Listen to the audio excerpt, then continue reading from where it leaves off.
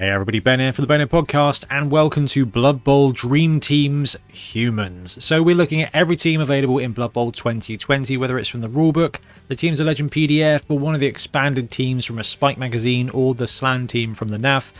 And we're putting together what a dream team could be for that team at various points in its life in the league. So we're looking at 1.25 million, 1.5 million and 1.75 million, because those are good kind of points along a team's development.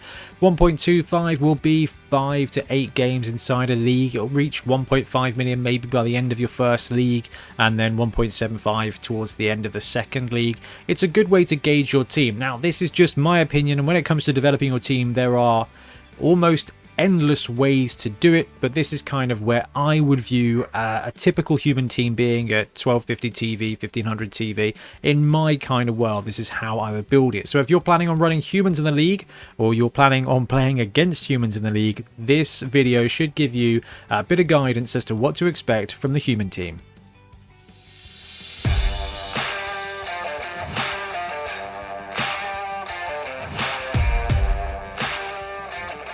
Okay, so let's look at the human team at 1250. Now, straight away we need to talk about one glaringly obvious thing. Do you take the Ogre? Now, when it comes to humans, I think you absolutely do take the Ogre. It's a massive boon and a benefit of this team, especially when you start getting deep into a league. There is a lot of big guys. There's a lot of strength 4 blockers out there these days in Blood Bowl, so actually being able to take a strength 5 beater like the Ogre is definitely worth it. It's got Mighty Blow, gets strength access on a general, but ultimately Bonehead is the better of all the bad skills in Blood Bowl. So the Ogre is going to be pretty reliable. You're only going to lose him 2 to 3 times in a game. The rest of the time he's going to be good as gold. So we're going to look at this build here. At 1250, we should be looking at having the Apothecary and 4 rerolls. Human teams are cheap when it comes to their players and positionals and their rerolls. So whether you start out with a 4 reroll build and buy the Ogre, or start out with the Ogre and buy the 4th reroll, it doesn't matter. The Apothecary should be the first thing that you purchase. After that, this is kind of where I see the human team going.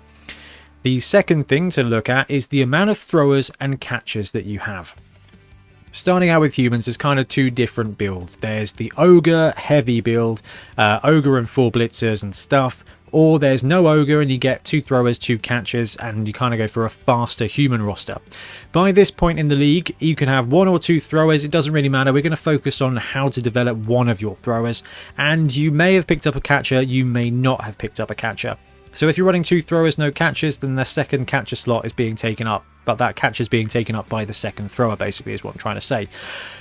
I do love having a catcher on this team. Yes, I know I play every team like Skaven, so the benefits of a movement 8 agility piece with dodge is pretty great. But actually, it's not what it's there for. Having that movement 8 piece for a human team is a great support for your blitzers. It can get in there and give a support to your blitzers. A scoring threat is always really useful. Movement 8 with dodge, even at Edge 3+, is pretty likely to be able to get where you want them to get. Secondly, just that flexibility in the backfield. 8 squares is absolutely massive. This team, with 4 movement 7 blitzers and a movement 8 catcher, has got a ton of speed. So if you need to go and score in 2 turns, or whether you just need a catcher in the backfield as a sweeper to put that 1 extra support on the block from your blitzers in your own backfield, it's an excellent point. Rich Saxby likes to run 1 catcher as a foul piece that just gives you that opportunity for a really fast score when you need it. So the catcher, actually, I think is really good and a bargain at 65k. Anyway, at 1250, you will have 1 Ogre, 4 human blitzers. Human blitzers are some of the best pieces in the game. Movement 7, Edge 3+, movement strength 3 with block, and strength on general means that these guys are proper brawlers when it comes to being on the pitch. General and strength means that they can start developing. Now, it's interesting. Your blitzers in a human team will kind of want the same skills as blockers in other teams. You do not have blockers for a human team, so the blitzers tend to be your primary combat piece and, generally speaking, your auxiliary scoring piece, if not your primary scoring piece as well. So the blitzers are the stars of the human roster. So as we're developing them up, we will want a mix of skills for them, but guard is great. Guard is the best. In Guard we trust, and having those blitzers develop Guard early on gives you such a massive advantage on other teams. There are a lot of teams out there that won't have strength access all that early on, or if they do, like Skaven, are going to have them on 2-star players, the blitzers, and those blitzers may want to do other things. You are going to be able to spam Guard really quickly, which then turns your dudes into strength 4 blockers, and that's where the human team gets its kind of edge. Now, one of them, you want to be looking at having either Mighty Blow or Tackle, depending on how your league is shaping up. I'm a huge fan of having one Mighty Blow guy because it works whether your opponent's got heavy armor or light armor, and a bit of removal is pretty good here. Then you've got the Ogre with Mighty Blow and you've got a Blitzer with Mighty Blow. The Ogre can go on the line and fight things and murder things there, and your Mighty Blow Blitzer can be your primary sweeper, kind of be your linebacker, the Mike, your middle linebacker there who can target players. With those extra 3 blitzers all sitting at guard as well by this point, can just either move in and always give you 2 dice on a blitz with that Mighty Blow piece, or just be able to position yourself to envelop your opponent with a line of scrimmage, because 3 blitzers with guard, a couple of linemen and an ogre creates a lot of strength 4 blocks. No loner on most of these guys, just the ogre to worry about. It becomes a very efficient fighting machine. So let's talk about the thrower. The thrower is excellent. Movement 6, sure hands, edge 3+, pass, and passing 2+ means that this dude can pick up the ball, 1 out of 9 times is going to fail, and then you're going to pass it off, and 1 out of 9 times that's going to fail. It is a very sneaky, fast piece. But the thrower on the human team doesn't do a huge amount of throwing. You've got the catcher, and it will be absolutely doing some handoffs, but the beautiful thing about this thrower is that the handoff roll, 2+ at 3 squares for a throw versus a automatic pass, it's very similar. 2+ with a reroll, it just means you've got that little bit extra speed. It's a really good little boon. Now you can develop the thrower to be a thrower, but all your guys are edge 3+, so the passing and the catching element is definitely not certain. What throwers tend to be on a human team is a running quarterback. Okay, these guys get involved, so giving your thrower block early on will give you essentially a 5th blitzer, but one that comes with sure hands. Armor 9+ is going to keep him out of trouble most of the time, and it's just a really effective piece. I love the idea of turning this human thrower into a prime thrower, giving him accurate, getting him passing 1+, 2+. It's great fun, but looking at an optimal build for humans, it is a little bit boring, but giving that thrower block is going to protect him, and it's going to give you an extra piece to counter-strike when you need to. And the great thing is you've got passing 2++ anyway, so you're quick passing on a 2+ and short passing on a 3+ with an integral reroll. So when that thrower needs to throw, he's good enough to throw anyway that you don't need to rush into developing him to be an aerial attack. You're not going to need it. You're going to be able to fob that ball off 3 or 6 squares very reliably anyway. What you can't do is make your catching any better. That's why I do like having one catcher on the roster. And that catcher is going to get a couple of touchdowns because he's going to be around. That catch is huge for a handoff. If you've got a movement 6 thrower who can then throw it 3 squares on a 2+ with a reroll, that's 9 squares, to a movement 8 piece with catch, so that's catching it on a 3+ with a reroll, that's a huge amount of distance. That's what, 17 squares of the pitch. That's from your side to the goal side. So actually having a catcher there to be on your offense is really massive. And when they level up, them becoming a strength 2 blodger is going to be really useful as well. It's going to keep them on their feet. Now, the fact is their armor 8+ and their strength 2, so they are vulnerable. If they get punched, they don't deal with it very well. So having block and dodge is going to just keep them alive and keeping them moving around. Now, if you look at this roster, it's rounded out by 1, 2, 3, 4, 5 linemen. So we've got 5 linemen, 4 blitzers, and an ogre. So 10, 11, 12 players on this roster, and the apothecary to keep your guys brewing up. That's the great thing here about the human team, is you're going to have a bench, you're going to have enough rerolls to pull stuff off, you're going to have all 4 block pieces, you're going to have an ogre, and your other pieces are going to be developed into essentially half blitzers anyway. The human roster jumps quite quickly to a very strong piece with block and guard working in concert to just be far stronger than the individual pieces. And then it jumps up to 1500 because your team is doing stuff. You've got 4 blitzers, and all of those blitzers are movement 7 blockers. They are going to be able to score those touchdowns for you, as is your thrower, as is your catcher, and every now and again a lineman's going to get a bit of a TD as well. And because you've got that guard block spam starting to be built with your blitzer contingent, the ogre is going to be able to perform some nice duties and gain casualties as well. And when that Ogre levels up, the best thing is to give it guard. Now, we did a top 5 Friday about strength skills. It's true of big guys, there are some brilliant skills out there. Stand firm is very useful, but when it comes to the Ogre, guard is primarily what you want it to do. And the reason it's so good is because you do not need to activate the Ogre for it to benefit. So if you put 2 linemen next door to that Ogre, you can take those blocks before and without even activating the Ogre.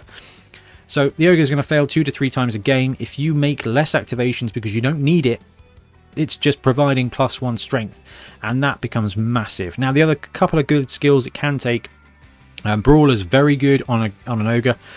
You've got a high likelihood of it being in combat, you've got a high likelihood of it being able to do what you want it to do because Bonehead is 2+ forever.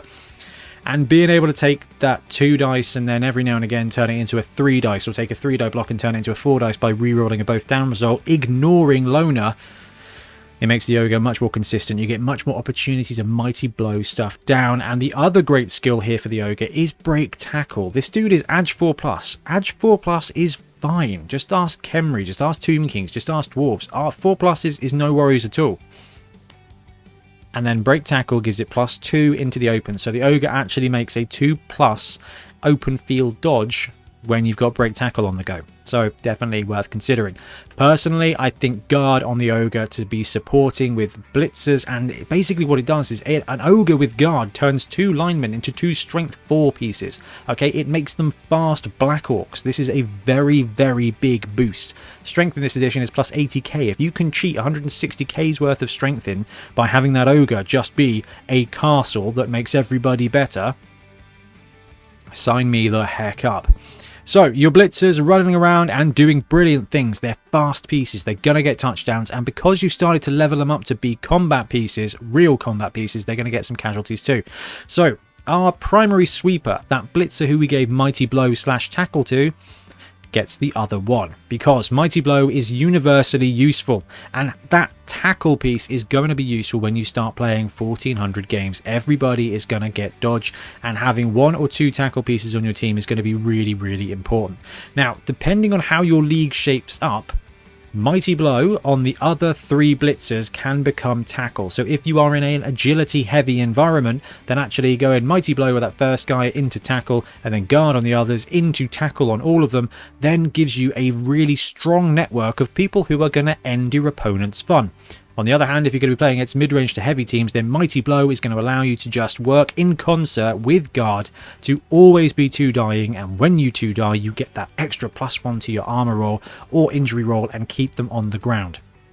By this point, you know, between the Ogre and those 4 blitzers, you've got 4 guard pieces, probably 4 Mighty Blow pieces, and they just allow you to turn the linemen that you're going to be kind of churning through into excellent players. You've got 4 rerolls, so taking a 2 die block with a dude with no skills is absolutely fine because you've got the ammunition to turn that into a positive one. So that kind of gives you a bunch of great players in there as well, and keeps your blitzers around to do what they need to do, which is strike at the opponent with Mighty Blow or hunt down goblins with tackle.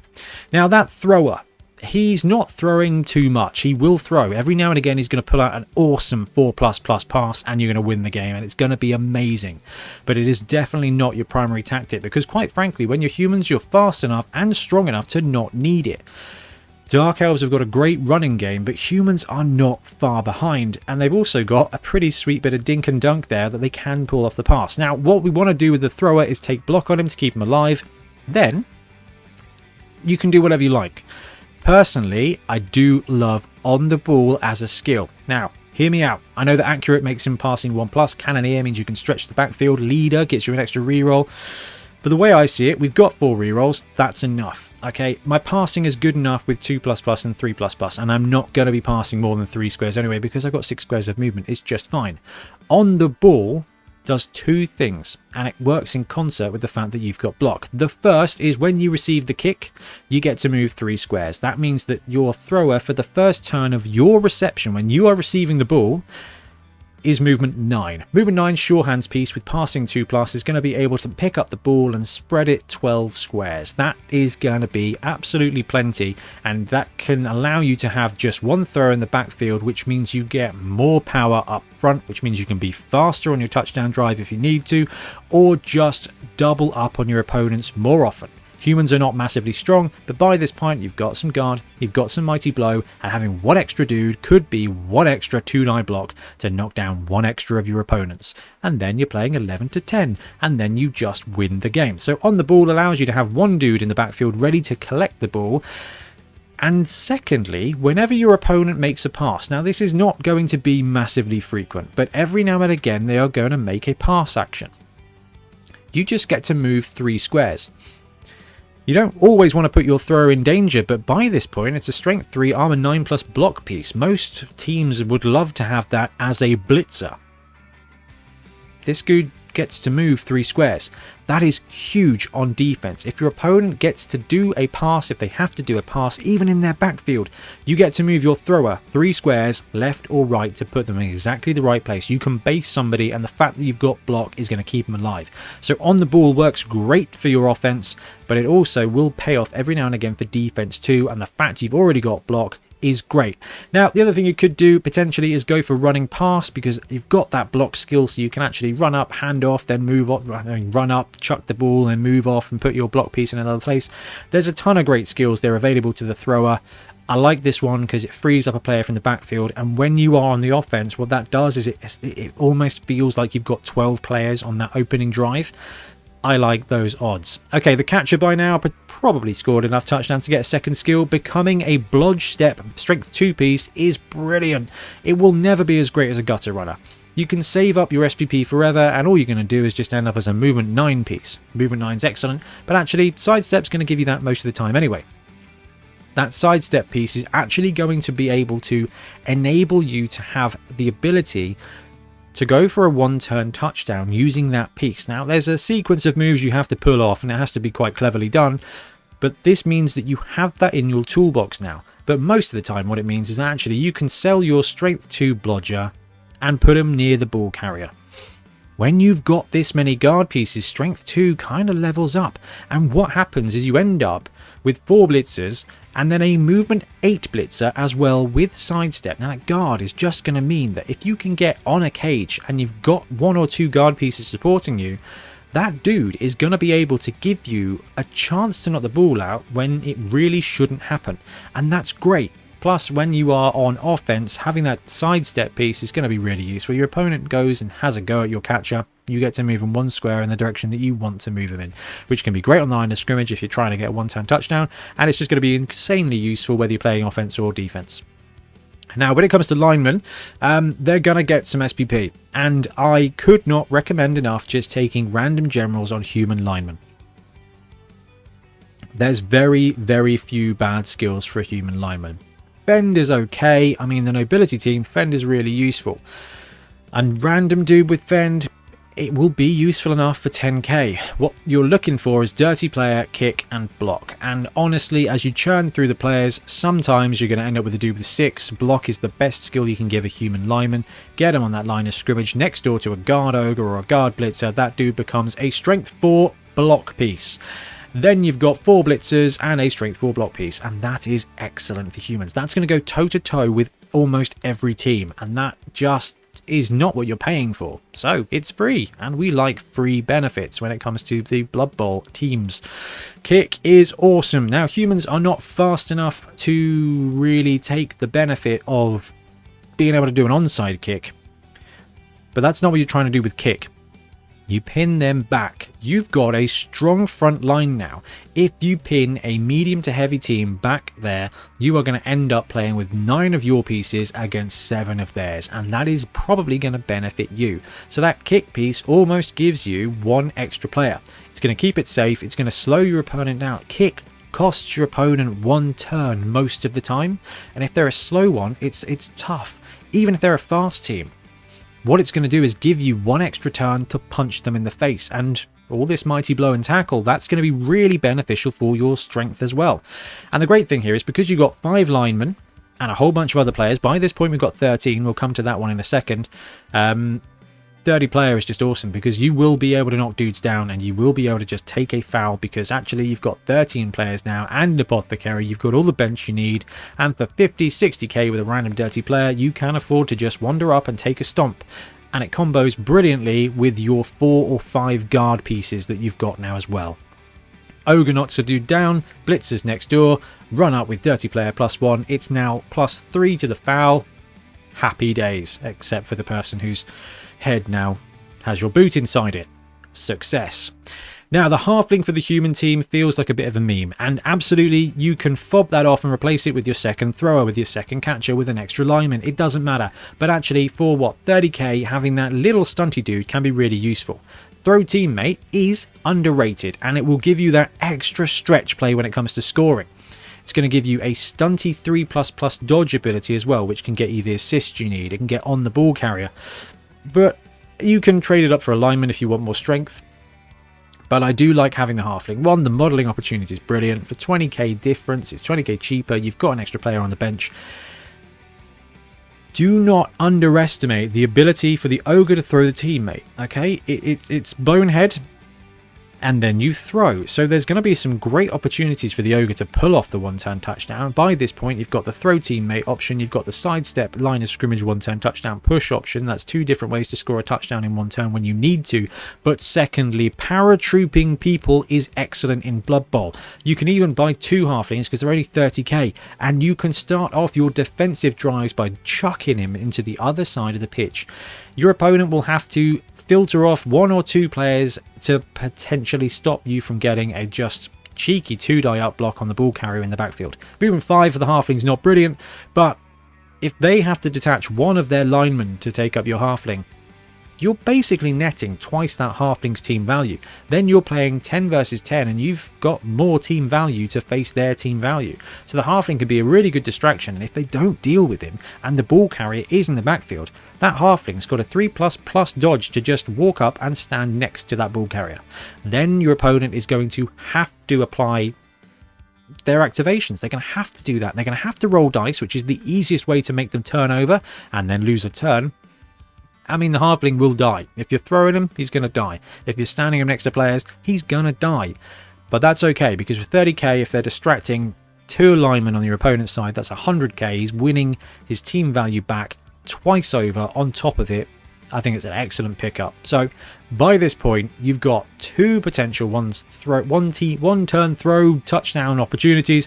You've got 4, 5 mighty blow pieces, 4, 5 guard pieces. The human team is strong up front and plenty flexible to score however they need to. And finally, we're going to look at 1.75 million. So 1500 is probably where you'll be towards the end of your first league. 1750, it gets slower to increase because you need to get more additional SPP for every single time you level up. So I don't know, if you're playing a 10 game season, then probably by about game 16 you'll be looking at maybe 1500 TV. So at this point, the ogre can take its second skill. Now, we've talked about this. You can go break tackle, which does combo brilliantly with guard because it means that it's going to be able to 2+ bounce out and run around and apply that guard to where you want without having to actually use your blitz. You can take brawler and just keep him there on the line and keep throwing those extra dice to smack stuff down. Multiple block is also worth considering given the fact you are building a guard network. Multiple block allows you to block twice and it decreases your strength by 2 essentially, and that means you're making 2 strength 3 blocks. If you've got a guard piece next door to you, or you've got a couple of guard pieces in there, that becomes 2 strength 4 blocks with mighty blow, and then you can start piling on the pressure. I do think the brawler is the most sensible skill here to put on that ogre because it's just going to make your blocking more consistent. Technically at this point though, you can start saving up SPP. Now, we didn't talk about just saving up SPP and putting block on the ogre in the first place because I'm assuming you're playing tabletop. It's going to take, I don't know, 5, 6 games to get 6 SPP, which means it's going to take 10 to 12 games to get 12 SPP, which is what you'd need for block, which is an entire season of Blood Bowl, basically. That's 4 to 6 months. If you are disciplined enough, I salute you.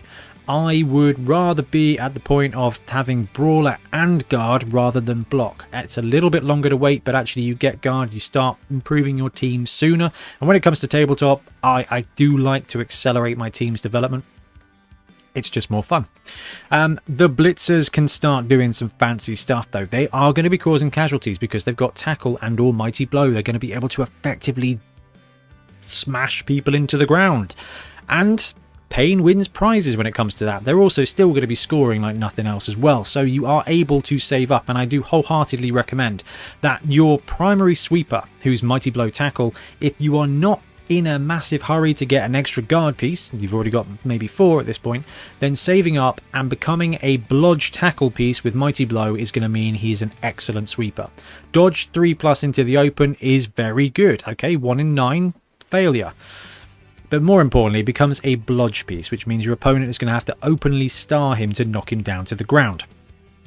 And with this much guard pieces, your opponent is going to struggle to get a 2-die block against him to get a good opportunity to do that. So what it does mean is that, yes, he can bounce out open field 3++ dodge, but actually it just means that he is harder to punch down. And one of your guard mighty blow pieces as well should do the same thing, save up and take that dodge skill. What that does is that gives you 2 mobile blitzers. 3++ is great, but what it is really doing is meaning you can get to where you need to get to, and it's going to keep you alive as well. The other 2 pieces for blitzers, you want to go guard, mighty blow and tackle. That just gives you a great toolkit. If your opponent is strong, you've got the mighty blow guard piece. If your opponent is fast, you've got that tackle to pin players down where you need to and murder them with tackle mighty blow on the offense, which is fantastic. When it comes to the thrower, block on the ball, and there's a ton of other skills. We've talked about this, but at this point actually accurate would not be the worst thing in the world. But like I said, you can do whatever you want with the thrower. If you want to build a throwing thrower, take 2 and have one of them go accurate cannoneer and the other one go block on the ball. I think the most effective way to go would be block on the ball. Now, accurate is going to speed up your offense even more because then you're 1+, 2+ passing, which means you get 3 squares from on the ball, then 6 squares of movement, and then a 6 square pass with a 2+ and a reroll. It gives that one thrower the ability to just distribute the ball anywhere in your backfield. Now, when it comes to humans, what that means is you can hang back, let your team fight stuff, and then move up a huge distance and get the ball to where you want it to be. That's the role of the thrower in the human team. You don't want to rush to the line of scrimmage and then pass it so quickly, because actually humans aren't normally in a massive hurry to score. And with this roster here, they won't need to be, because the guard tackle mighty blow combo is going to wear down most of your opponents. Now that catcher's sitting there at block sidestep. If you've got a second thrower, if you've got a second catcher, honestly, same kind of thing. If you do take a second catcher just to be there to score some touchdowns, go for some randoms, try some things out. But from an optimal point of build, you do want one catcher to be your fast piece. You want one thrower to be your primary ball carrier, and then it gets really interesting. So the halfling might actually score a touchdown. It might just roll MVP. When you get 3 SPP, take a random general. No, wait, 6 SPP, take a random general. Because there are a ton of great skills for your halfling. And at 20k for a random double, his team value increases a lot, but it will open up some doors that you wouldn't have had the opportunity for. Block, wrestle, dauntless, strip ball, dirty player. These are all excellent skills on a low cost player. Him being able to just waltz on a 3++ into any situation with block or wrestle is going to be massive when you've got dodge guard pieces to be able to maneuver around to support. There's a good chance you'll actually get a 1-die block on a ball carrier every now and again. But what it really does is gives you the opportunity to 2-die up block anywhere at any point. Dauntless means you can just send him off, a 50k, just send him off to have a go at any ball carrier ever. It is going to force your opponent to spend extra cost in activation and movement to protect against that threat. And it becomes an excellent character in your league, and that is worth every bit of the 50k. Dirty player on the halfling's awesome. You know what? You can wander around, foul some stuff. And the great thing here is if you roll something you don't want, like shadowing, thanks trumpets, you can just fire him, buy another one, 30k. It's great. Lineman, keep chucking those random skills on. You want to keep wrestle guys, you want to get a kick guy, dirty player guys, great. Block is excellent. A sure hands player for 10k is a wonderful extra opportunity when it comes to the ball carrier. Random generals are excellent on linemen. That's what they're there for. We want to get a couple of combat skill linemen because those are the guys who stand on the line next to the ogre, who support the blitzers and use that guard to give them 2-die blocks with combat skills is brilliant. Now by this point you've got 13 players and an apothecary, which is more than enough. You're going to lose a player at 1750. Your opponent is going to be able to dish out as much pain as you are, but actually having that halfling or 2 halflings for an extra 30k, you can just pick another one up to chuck somewhere where you don't want them to be. It's great. And the really funny thing is if you are playing against an advanced Skaven or Wood Elf team, you can put the halflings on the line and 2-die block using guard. And it's just excellent because nothing will upset your opponent more than having one of their linemen murdered by a 30k halfling. It's just awesome. And I know that doesn't really contribute to the team value or the team's development, but it adds a twist to the human team. You've got the ogre, you've got that reliable kaiju piece, you've got 4 excellent combat players, you've got brilliant catch-all linemen, you've got a thrower, you've got a catcher. This team has everything. None of it is the best at what it does, but all of it can work in concert to just give every team it plays a horribly difficult game. And when you are humans, you are able to adjust your strategy. Okay, I'm playing against Wood Elves, Skaven, Elven Union. I'm the Bash team now. Okay, I'm playing against Developed Chaos, Dwarves, Chaos Dwarves. Okay, I'm the Agility team now. Every now and again, though, I'm going to be able to get stuck in with my guard pieces here. I'm going to be able to go toe-to-toe with you on the front line, and I'm going to have passing 2+, movement 8 dodge pieces in the backfield, in your backfield, with which I can go and win the game at my leisure. Humans are excellent, and they're tier 2 now in tournaments as well, which means nothing for this, but actually every now and again you should be able to bust out a pretty fun tournament build for humans as well. Anyway guys, do let me know in the comments what you think about the dream team for humans. Humans are incredibly flexible, but this is where I think a really consistent, consolidated human with a sprinkling of fun is definitely kind of where I'm headed. Anyway, thank you very much for watching. We'll be back soon with more Blood Bowl content. Happy blocking. Thanks very much for watching. We really appreciate your support. If you want to help support the channel even further, please like and subscribe, or come join us on our Patreon. We have early access to content, we get loads of feedback from you guys, and we try and do competitions as much as we can. Or you can get yourself some Bonehead podcast merch on our Spreadshirt site. So if you want to support a team, especially for the Bonehead Championship, you can pick up a shirt, a mug, things like that. It all helps support the channel, and we really appreciate it. Anyway, links below. Thank you very much. Happy blocking.